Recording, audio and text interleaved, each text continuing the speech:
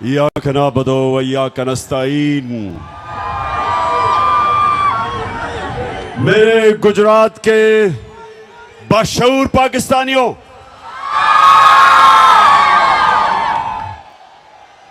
मैं अभी बैठा सबको देख रहा था और मैंने ये देखा कि हर बात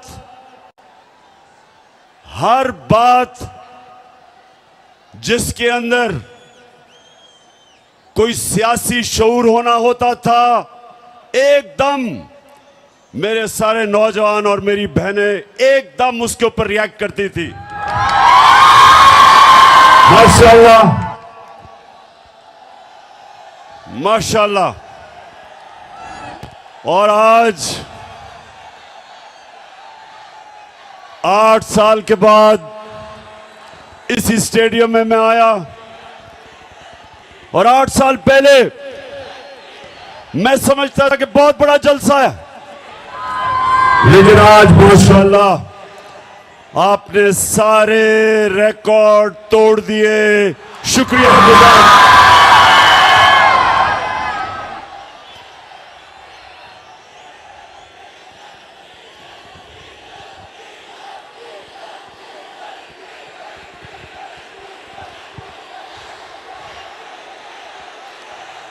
जी, मैं अभी महंगाई के ऊपर आने लगा हूं। डीजल की कीमतें मुझे पता है कि कहां से कहां गई।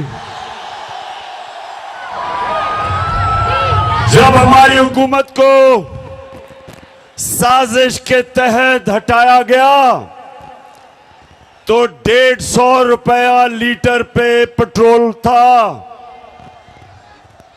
और 145 रुपए पे 1 लीटर फजल रहमान था।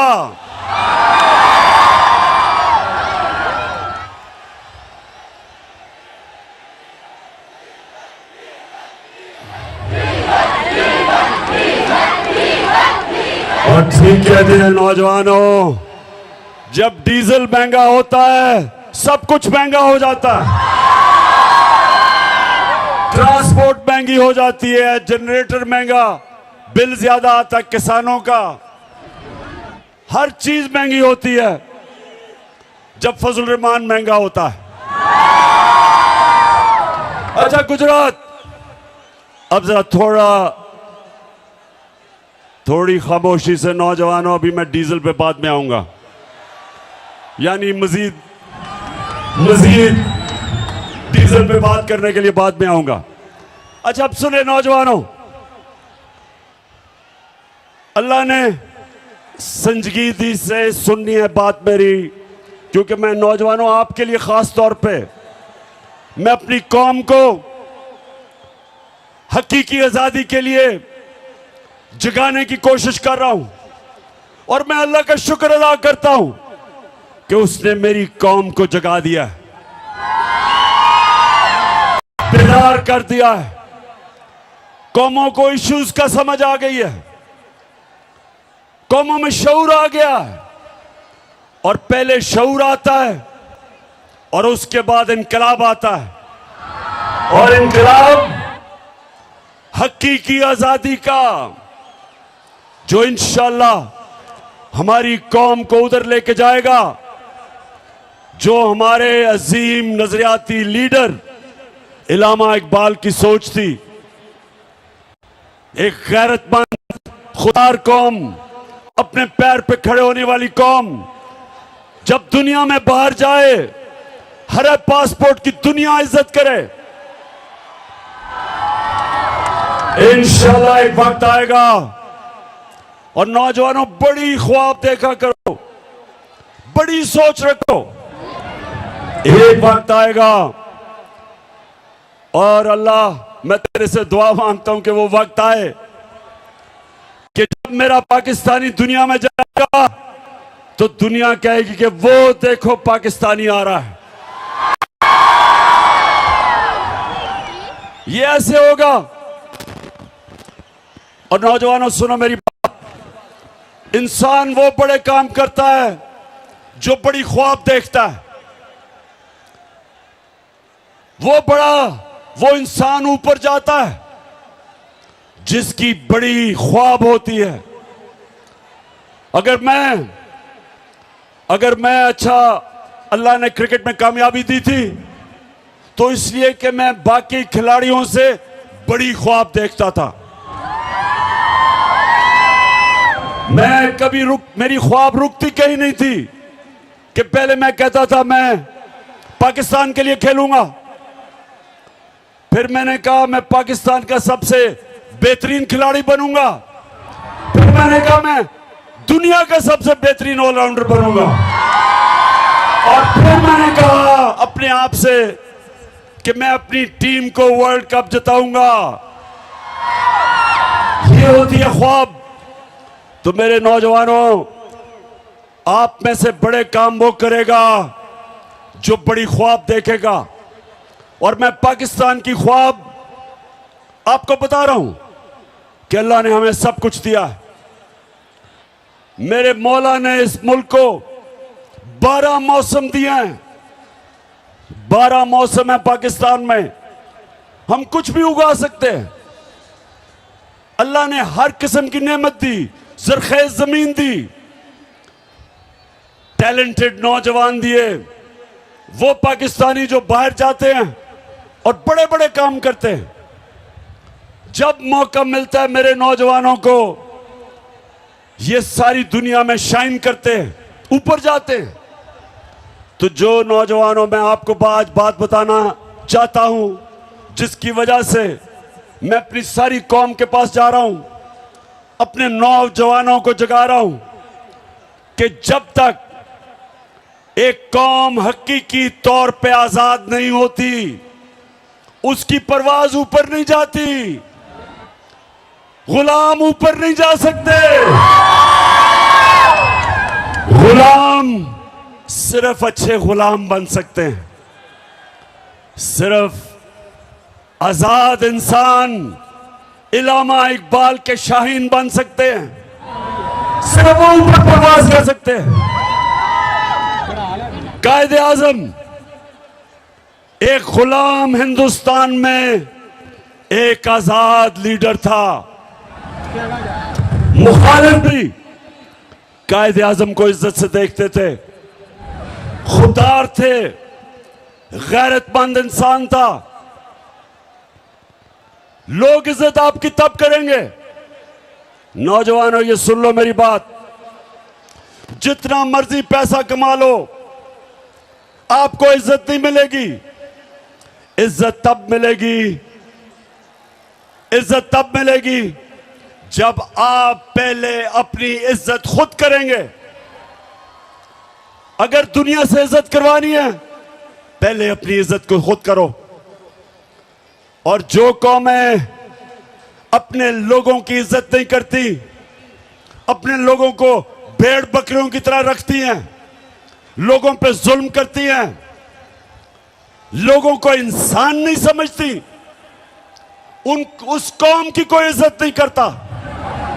इसलिए मेरे पाकिस्तान के नौजवानों, हमने सबसे पहले अपनी कौम को हकीकी तौर पे आजाद करना है।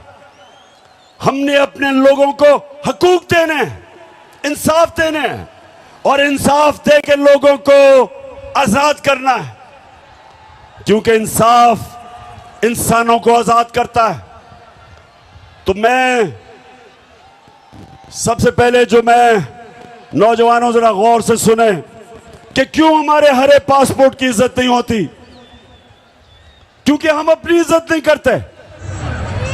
और अगर आपने देखना है कि हमारी इज्जत क्यों नहीं होती, तो चेरी ब्लॉसम शहबाज शरीफ को जरा यहां मुलाहिजा फरमाए। जरा देखें कि जब मुल्क का सरबराह ऐसी बातें करता है तो उस कौम की कौन इज्जत करेगा। मैं सऊदी अरब से होके आया हूं, मैं यूएई के होके, अभी मैं तुर्की होके आया हूं, और मैंने उन भाइयों को कहा कि आप हमारे बड़े अजीम भाई हैं, हमेशा आपने हमारी मदद की। और मैंने यही कहा, जब मैं आया हूं तो आप समझेंगे शायद ये मांगने आया है। मैं मांगने नहीं आया, लेकिन मजबूरी है। जिस तरह माजी में 75 साल में आपने हमारा हाथ बटाया है, कुछ अर्सा आप हाथ बटा। मैंने कहा मैं वादा करता हूं कि इंशाअल्लाह हम पूरी कौम हम मिलकर दिन रात मेहनत करेंगे, पसीना कराएंगे। तो गुजरात और मेरी अब बहनें इतनी तादाद में आई हैं, आपको भी मैं खुश आमदेद कहता हूं। अब मुझे सवाल का जवाब दे। अगर कोई आपको ऐसे कहे, अभी जरा आप जाएंगे बाहर, मांगने वाला आएगा, कहेगा जी मैं मजबूर हूं, यही कहेगा ना, मैं मजबूर हूं, या कहेगा जी मुझे पैसे थोड़े दे दो, मैं वापस कर दूंगा बाद में, और आपको पता है वो नहीं वापस करेगा। तो ये जब आपके मुल्क का सरबरा कहता है जी मैं तुर्की गया, मैं यूएई गया, मैं सऊदी अरेबिया, मैं पैसे मांगने गया, तो नौजवानों इसलिए मेरी बड़ी गौर से आपने बात सुननी है। हम एक अजीम कौम है और हमने उस उज़्मत पे पहुंचना है, लेकिन उससे पहले हमने अपने आप को आजाद करना है। कुरान में अल्लाह कहता है मैंने इंसान को अपनी सबसे अजीम मखलूक बनाया है। फरिश्तों को कहा कि इंसान के सामने झुको, और जब शैतान जो अल्लाह की सबसे ज्यादा इबादत करता था, जब शैतान ने कहा कि नहीं मैं तो आग का बना हुआ हूं, ये तो मिट्टी का बना हुआ है, मैं नहीं झुकता, तो अल्लाह ने शैतान को कहा कि तुम्हें भी नहीं पता, फरिश्तों को भी नहीं पता कि मैंने इंसान में कितनी सलाहियत पैदा की है। तो नौजवानों, आप में से भी ज्यादा लोगों को नहीं पता कि आप में अल्लाह ने कितनी सलाहियत दी है। आप सब में, आप अल्लाह की सबसे अजीम मखलूक हो। आपको कोई जरूरत नहीं कि आपके मुल्क का सरबराह जाके भीख मांगे। एक खुददार कौम कभी किसी के सामने हाथ नहीं फैलाती। एक खुददार आदमी भूखा मर जाता है, लेकिन इंसान के सामने हाथ नहीं फैलाता। तो गुजरात नौजवानों, मैं आपसे और भी बातें करूंगा, लेकिन मैं आपकी तरबियत भी करूंगा, क्योंकि मैं चाहता हूं कि आप सब मेरे साथ तैयारी करें। यहां हमने एक हकीकी आजादी की तहरीक चलानी है, और उसमें सबसे पहला काम क्या करना है, हमने इस मुल्क का इंसाफ का निजाम, एक इंसाफ का निजाम ठीक करना है कि यहां ताकतवर जो जुल्म करता है कमजोर पे, हमने कमजोर को तहफ़्फ़ुज़ देना है और आजाद करना है। तो नौजवानों, इसके लिए आपने सबने मेरे साथ निकलना है, क्योंकि इस वक्त हमारी हुकूमत एक इंपोर्टेड हुकूमत, जिसका ये इंपोर्टेड वजीर आजम आपने देखा था, चेरी ब्लॉसम, उसकी सबसे बड़ी कमाल यह है कि वो जूते बड़े अच्छे पॉलिश करता है, और वो बूट खास तौर पे अच्छी तरह पॉलिश करता है। जितने बड़े बूट उतनी अच्छी पॉलिश। तो आपने इसलिए मेरे साथ निकलना है कि ये बैरूनी साजिश के तहत चोरों का टोला हमारे ऊपर मुसल्लत किया गया।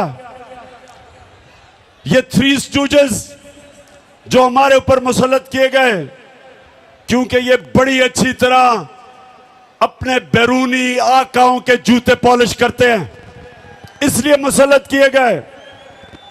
इमरान खान उनको इसलिए गवारा नहीं था क्योंकि वो कहता था एब्सोल्युटली नॉट, और वो किसी की गुलामी मानने के लिए तैयार नहीं था। और वो जो इस मुल्क की फॉरेन पॉलिसी बनाना चाहता था, वो अपने लोगों के लिए थी। तो अगर मैं रूस मुझे सस्ता तेल दे और 40% कम कीमत पे या 30% कम कीमत पे अगर रूस तेल दे तो मैं क्यों ना लूं, क्योंकि मैं अपने लोगों को सस्ता पेट्रोल और फजल रहमान बेच सकता हूं। तो क्यों ना लूं मैं। अगर साथ वाला मुल्क जो हमारे साथ आजाद हुआ था, अगर हिंदुस्तान रूस से